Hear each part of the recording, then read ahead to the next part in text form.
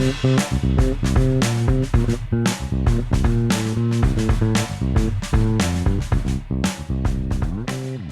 to Daily Variety, your daily dose of news and analysis for entertainment industry insiders. It's Monday, May 10th, 2026.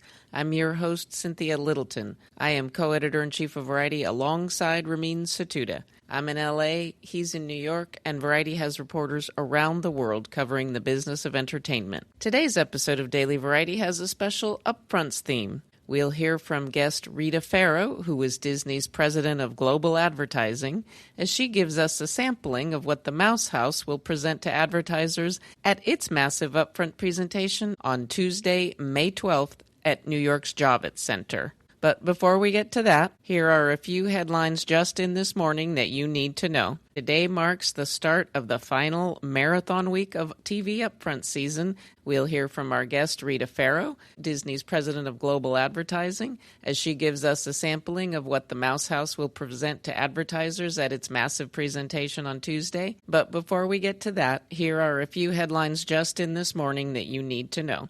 There's a lot of upfront news this morning. NBC Universal is presenting as I record this. Fox will be at New York City Center afternoon New York time, and Amazon goes to the Beacon Theater this evening. NBC has a TV spin on the popular New York Times word game Wordle coming soon. It'll be hosted by Savannah Guthrie. Bravo and Peacock are diving into microdramas. The Traitors, the great Alan Cumming hosted reality show, is getting a Thursday night slot on NBC. Even in 2026, that still matters. As far as I'm concerned, the biggest risk NBC is taking next season is rebooting the brilliant Rockford Files. They're holding that for mid-season.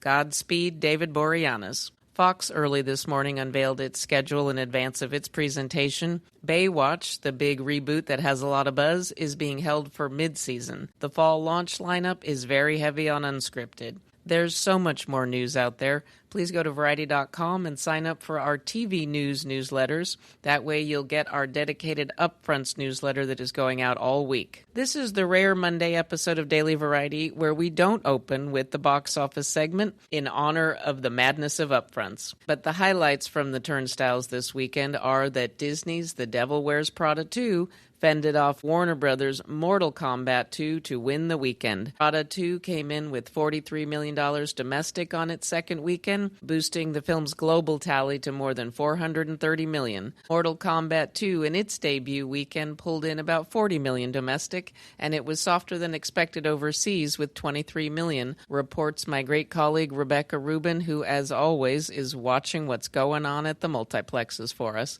All of these stories and so much more can be found on Variety.com right now.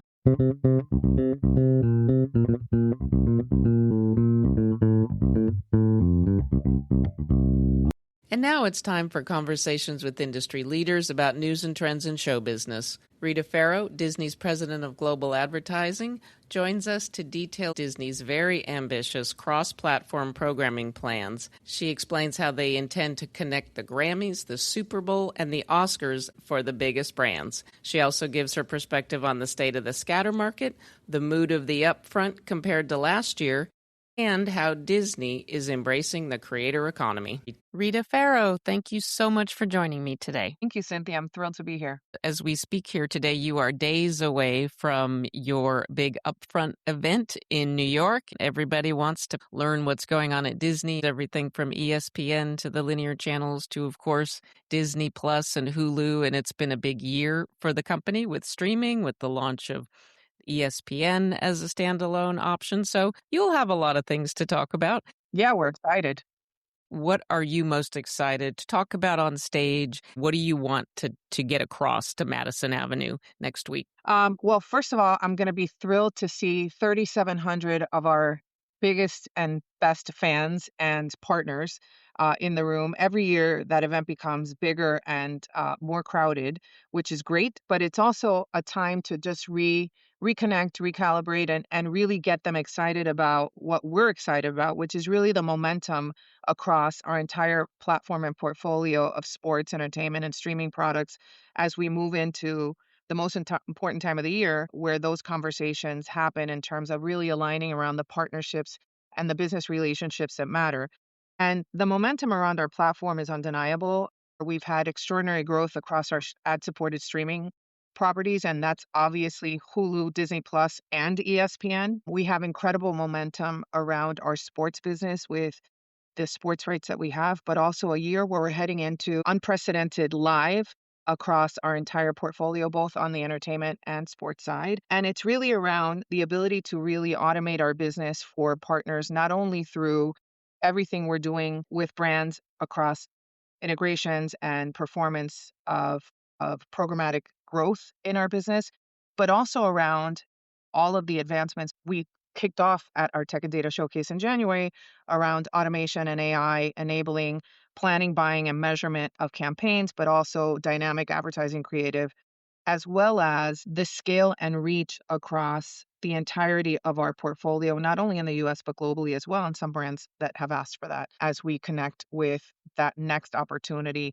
as we grow a streaming business around the world. You're saying that live events, of course, sports, enormous investment in sports for ESPN and ABC, but are there other particular things in the live space that you're looking to talk about? Let me start with what we're most excited about, which is come January, we have 4 of the biggest live events across entertainment and sports that kicks off with what we have every year, which is the college football championship. And we know college sports is a driver of engagement, of fandom, and of true audiences coming together and watching with such passion. Then we go to the first time ever, the Grammys will be on ABC across our portfolio of ABC and streaming platforms. A week later, we'll have the Super Bowl for the first time in over 20 years on ESPN and ABC. And a couple weeks later, we're going to have the Oscars. So 4 events that would normally sit across 4 different companies are all sitting here. So that is a big driver of engagement, excitement, and fandom in a way that no one has really brought to market before. But besides that, we have an incredible amount of live games across our ESPN portfolio. And in fact, with the addition of the NFL Network and Red Zone and all of the new college football coming to ABC on the SEC, we will have across ESPN's NFL and college football programming slightly more than 40% of all football impressions being brought into the upfront marketplace next year across our platform, which is really exciting because we know football is a big driver of advertising dollars, of advertising partnerships, and really a place where advertisers want to be. We also, across our entertainment portfolio, have shows like Dancing with the Stars and New Year's Rockin' Eve and American Idol and so many live Good Morning America, which is a big driver of brand partnerships and integrations as well. So the amount of live that sits across our platform, we know has been driving the viewership and engagement and growth across the portfolio. With the Grammys, I would imagine that the cross-promotional opportunities, the ability to thread the Grammys into other things going on under the Disney roof, you must already have been working on that for a while. It's actually wonderful that you brought that up because for us, the Grammys kicks off a week from LA that is going to be an extraordinary night across ABC and our platforms. But it actually kicks off also the beginning of the week that will then lead into the Super Bowl, also from LA, the following weekend on Valentine's Day, President's Weekend. So that entire week across ABC, ESPN, and all of our platforms, as well as all of our news and information shows, which will be based out of LA, making sure that every fan knows to tune in not only for an incredible night of music, but that incredible night of music that will kick off an incredible week of engagement and fandom across our platform, ultimately paid off at what will be the Disney Super Bowl in a way that it is covered and brought to fans differently than it ever has been before, is really what the excitement is about. And yes, every one of our divisions across the company, you said it best, is really aligned on how they are going to make sure that fans understand the incredible storytelling and the power of storytelling that Disney will bring to that experience all the way from the Grammys to the Super Bowl. Well, anytime anybody mentions the Super Bowl, I say, go Bills, because I believe in manifesting. And no, very exciting. By the way, I would love to have the Bills in the Super Bowl. How great would that be? Josh Allen, what a great guy. Best fans in the world, certainly. And Disney has scale like few companies have. Do your largest or most important advertisers, do they want all of that scale? Or do you find that there are some people where you put together maybe a little more of a traditional media package? I think it's yes and. I think we have marketers who have been big brand partners and who look for the scale and reach across entertainment and sports. And they have a portfolio large enough to take advantage of something like that. And then one of the biggest areas of growth for us is really around, these new performance and emerging advertisers, this mid-market growth that we've started to see significantly pick up, I would say, in the last 12 months, and has really been kind of the first movers in our Super Bowl offering. They've shown up. There have been some of the first deals that we've closed. It's really around customizing for brands and making sure that we are delivering unique experiences regardless of what the brand is looking for across our platforms. So when brands can actually be in the Grammys and in the Super Bowl and in the Oscars, and there are some, if you go back years, who actually are in all three. And then there are brands who really want to take advantage of each one of those moments because uniquely it fits with their brand vision of where they're going. It delivers on the KPIs they're looking to get as part of that association with that moment and that fandom. And then ultimately leveraging the technology stack that we've built to really pay that off, whether it is across a big brand or a performance brand, to pay off on across all of that they're looking to deliver when they activate those campaigns on our platform. So the great part about having these big live moments is you can actually create the biggest opportunity, or some people just want to have their commercial launch in the event. 2025 was, for many reasons, a very choppy year for media. How do you feel going into the upfront, and how would you say the scatter market has been 2026 so far? Last year's upfront was right in the middle when all the tariff announcements were coming out, and I think brands were cautious and hesitant to not fully understand where the market was going and have to move in that marketplace. And yet at the same time, it was a moment, and then the market quickly recovered, and you saw a year that actually turned out to be pretty strong in terms of where it delivered.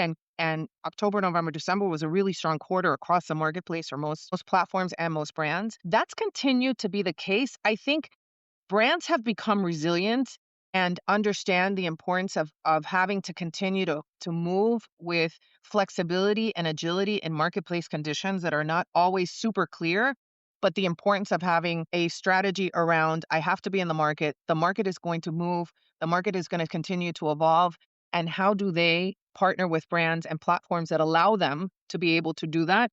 Having a platform of the size of Disney allows for greater flexibility and agility, and advertisers are able to move from platforms. When I look at the scatter marketplace, it continues to move, to trek along. Is it the most robust it's ever been? No, but it definitely continues to move. And I think people in marketplaces of uncertainty place bets. Fewer, but place bets were places where they feel confident and they have longstanding relationships where they know that we're invested in the success of their brands and our platforms. We have felt that really pay off in the last couple of years when there has been uncertainty. In advertising, there is generally a bias toward U.S. consumers, but how much of a global perspective do you have in advertising? How much global activity do you have in the business of buying and selling advertising and sponsorship? Well, it's an ever evolving conversation. I think, yes, it's interesting because the time that we do the upfront deals in the US is now, right? So it's May and June.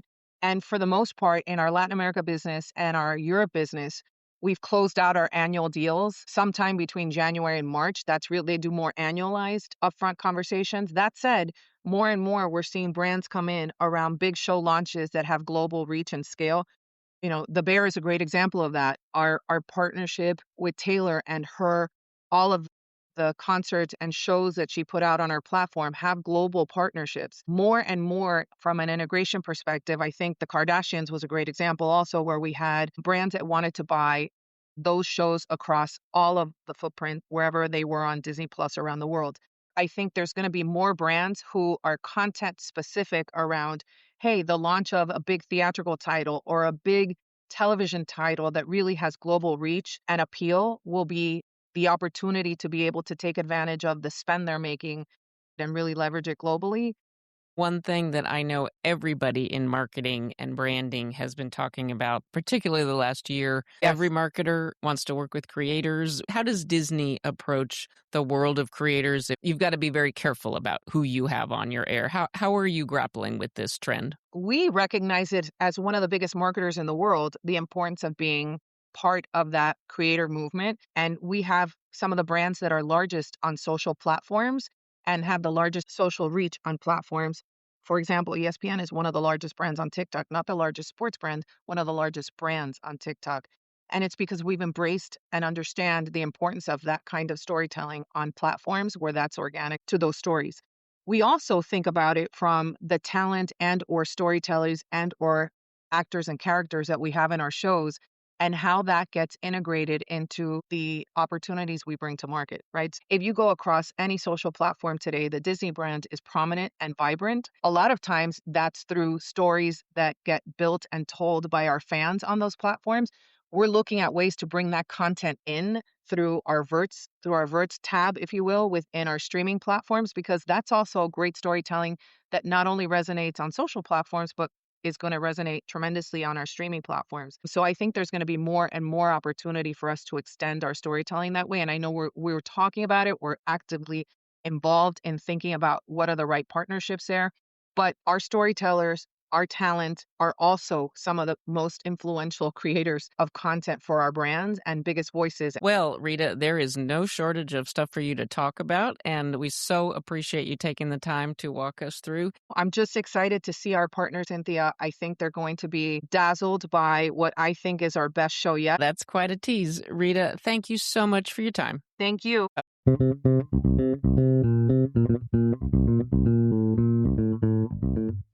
As we close out today's episode, here's a few things we're watching for. The Cannes Film Festival begins on Tuesday. Variety has a big contingent there, and we will bring you all the news you need to know from the Quasset. We'll have much more on Cannes on this podcast later in the week. And remember, Variety is producing 6 print dailies and 10 digital dailies out of the Cannes Film Festival. To stay up to speed on all the news at Cannes and other festivals this summer, go to Variety.com and sign up for our Festivals and Markets newsletter. Don't miss my colleague Guy Lodge's great review of the new documentary, The Python Hut. Lodge calls the Oscilloscope Laboratories release, quote, a slice of true modern Americana with the same balance of earthy reality and semi-surreal bad taste that made Tiger King a viral hit a few years back, end quote. We love to hear from our listeners, so please send thoughts, gripes, and other feedback about Daily Variety to podcasts@variety.com. Before we go, congrats to Andy Cohen, the irrepressible multi-hyphenate behind the Real Housewives franchise and so many other Bravo shows, will receive the Variety Creative Impact in Television Award at the Newport Beach Television Festival next month. Cohen will be honored on June 5th. The festival runs June 4th through June 7th. Thanks for listening. This episode was written and reported by me, Cynthia Littleton. Sticks, Nicks, Hick, Picks. Please leave us a review at the podcast platform of your choice, and please tune in tomorrow for another episode of Daily Variety.